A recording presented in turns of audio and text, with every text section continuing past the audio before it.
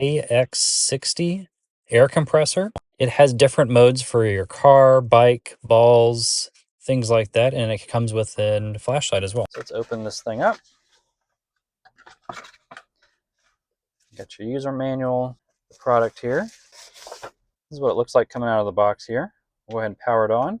All right, it's got a full bar coming out, so that's pretty good. That's where the air hose will go in here, and it looks like it's got a flashlight and charger port as well. That's the flashlight button here. We'll press that.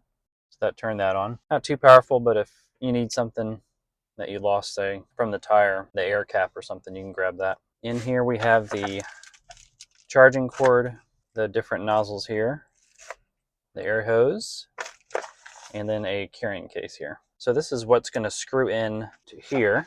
So this just screws in like this. And once you kind of screw it on a little bit, you can actually turn it by the hose itself here. And I guess they have this rubber kind of protectant here to protect your fingers on the nut here. I guess it does help quite a bit. I wouldn't even thought of that. And this is the part that will go on the tire outside. So I'm just going to check here on my sidewall here. So it looks like full tire pressure, they're saying 33 PSI and 35. We'll go ahead and unscrew this here.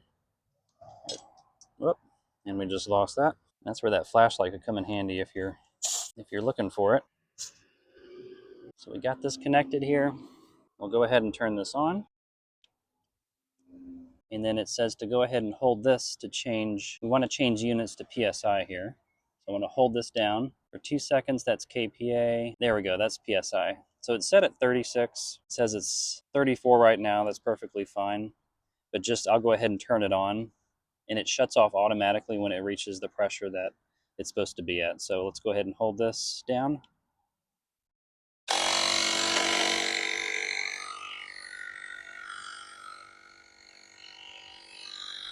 And it'll go ahead and up the pressure here until it reaches the set pressure of 36.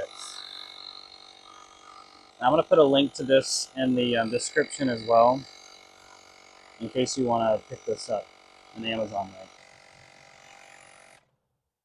Okay, so as you can see, it shut itself off at 36. That was the preset here.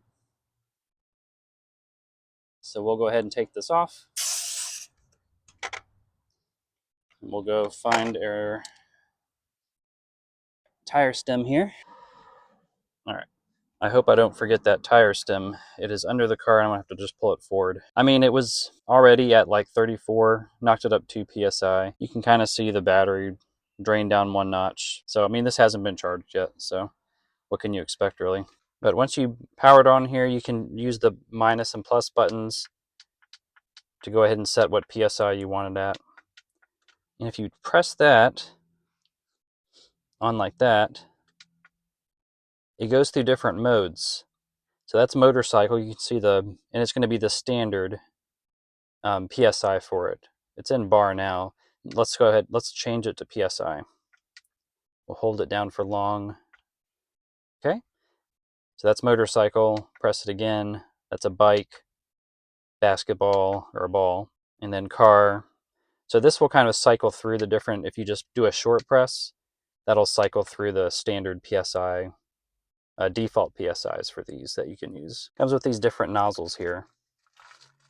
So you can use these for different things. I know this long one is probably used for a basketball, but it shows the different air needles and nozzles here you can use.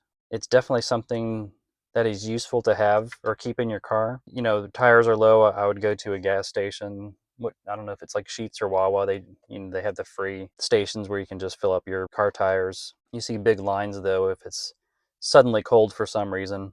But if you have this in the back of the car, I mean, you want to bring it on trips for pool floats, for balls. And obviously, as you can see, my tire was not flat, so I was not inflating a flat tire to a full tire, or at least a tire that was extremely low and I was getting warnings on my dash or anything like that. So I have seen videos where they've used this model, and I think it took about 5 minutes to inflate almost a fully flat tire where they had actually let all the air out of the tire. I actually think it took about half of the battery down. Technically, you could use it on, if you had 2 flat tires, you could probably use all this charge and get them both up to get to where you need to go. I'm gonna go find that tire stem real quick, and I hope you check out this next video.